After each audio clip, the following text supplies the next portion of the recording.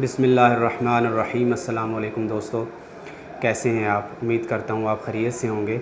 हकीम हाफिज़ मोहम्मद बिलाल एक नए टॉपिक के साथ आपकी खिदमत में हाज़िर है और आज का हमारा टॉपिक है वर्म लोज़तैन यानी टॉन्सिल्स का बढ़ जाना। अक्सर औक़ात ये बच्चों को शिकायत हो जाती है कि उनके टॉन्सिल्स बहुत ज़्यादा बढ़ जाते हैं और बाज़ औक़ात बड़ों को भी ये शिकायत हो जाती है कि उनके टॉन्सिल्स बढ़ जाते हैं।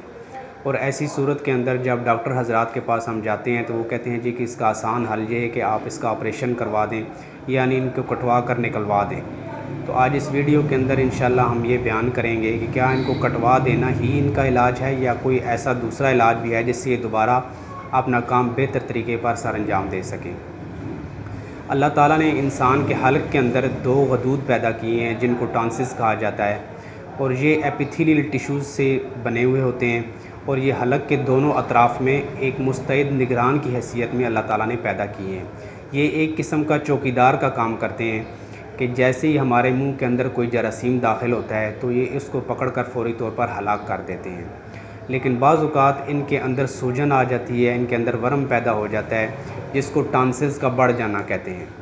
और जिस मरीज़ को ये शिकायत होती है जब उसके टॉन्सिल्स बढ़ जाते हैं तो जब भी वो कोई चीज़ खाता है, कोई चीज़ निगलता है तो उसको दर्द होती है और पानी पिया जाए तो पानी पीने के साथ भी वो मरीज़ कहता है कि जी मेरे गले के अंदर मुझे दर्द महसूस होती है। हलक के नीचे अगर आप हाथ लगा कर देखें तो हाथ लगाने के साथ भी ये महसूस हो जाते हैं। यहाँ अगर आप हाथ लगा कर देखें तो हाथ के साथ भी ये महसूस होते हैं और मरीज़ का मुंह अगर आप खुलवा कर देखें तो आपको गले के दोनों तरफ ये गदूद सूजे हुए यानी वर्म के साथ आपको नज़र आएंगे और ये सुर्खी माइल हो जाते हैं, जिससे पता चलता है कि ये इस बंदे को या इस बच्चे को टॉन्सिल्स की शिकायत हो गई है। अगर ये वर्म बहुत ज़्यादा शिद्दत इख्तियार कर जाए, बहुत ज़्यादा इनके अंदर वर्म पैदा हो जाए तो जो मरीज़ होता है वो बाज़ औक़ात अगर पानी पिए तो पानी नाक के रास्ते भी बाहर आ जाता है, तो जिसकी वजह से मरीज़ को बहुत ज़्यादा परेशानी का सामना करना पड़ता है। बच्चों को अक्सर बहुत ज़्यादा इसकी वजह से बुखार रहने लगता है, जिस्म दर्द, हर वक्त बच्चा थका थका सा रहता है। या बड़े बंदे को भी अगर ये शिकायत हो जाए तो बड़ा बंदा भी कहता है कि जिस्म हर वक्त थका टूटा सा रहता है, जिस्म के अंदर कमज़ोरी का बहुत ज़्यादा एहसास होता है, बुखार हो जाता है, खांसी की भी शिकायत हो जाती है।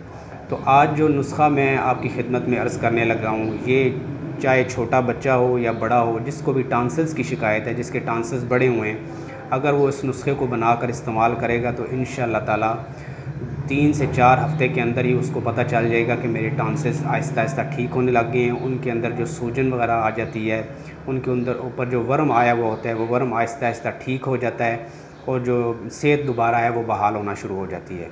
तो नुस्खा आज का आप नोट फरमा लें और इसको बनाकर इस्तेमाल करें और मुझे दुआओं में ज़रूर याद रखें। नुस्खे के अंदर 4 अज्ज़ा हैं। पहली चीज़ है कुश्त शीरी, इसको कुट शीरी भी बोलते हैं, कुस्तुल हिंदी भी इसको कहते हैं। कुश्त शीरी आप ले लें 30 ग्राम, हल्दी सालम आप ले लें 10 ग्राम, गुल मदार ये फूल होते हैं उसको भी ये भी आप ले लें, खुश्क मिल जाते हैं पंसार की दुकान से, ये भी आप 10 ग्राम ले लें और मुलट्ठी आप ले लें 10 ग्राम। इन चारों चीज़ों को आप लेकर तो आप ग्राइंड कर लें।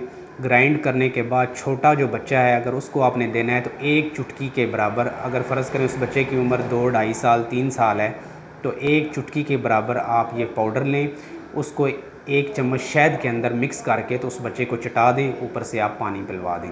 इसी तरह अगर बच्चा बड़ा है तो 2 चुटकी, और अगर बड़ा बंदा है तो इसके 500 मिलीग्राम वाले कैप्सूल आप भर लें। सुबह दोपहर शाम 1-1 कैप्सूल आप खाना खाने के बाद इस्तेमाल करें।